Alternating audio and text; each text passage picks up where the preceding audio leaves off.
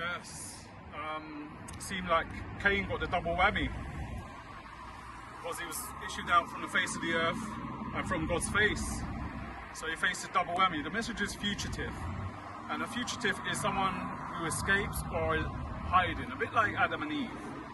Anyway, this is Genesis 4 verse 14, and to do with this one, because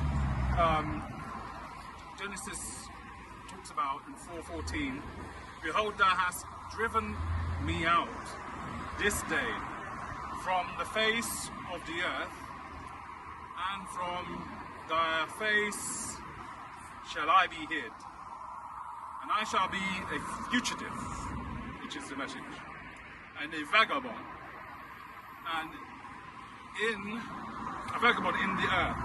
And shall it come to pass that everyone that findeth me shall slay me.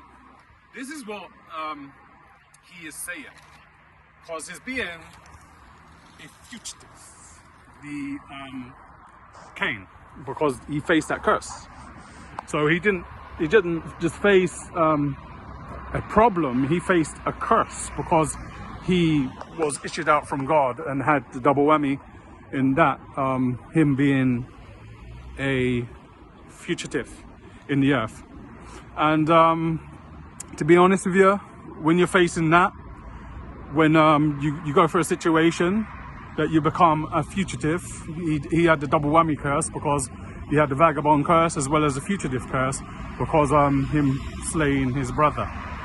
And that's how he became a fugitive.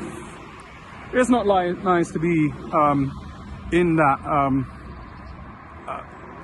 problem, because he faced the problem, because he became cast out because of the curse, because of the fugitive vagabond experience he had, because of Abel, what he done. And that goes to show that nothing under heaven is hidden, and blood crieth up to heaven, and God knows about every single last given thing that takes place, even when it has the story of Cain and Abel with that. So you know that a fugitive is like a vagabond. Not, a vagabond's like people who go through that experience are not just people who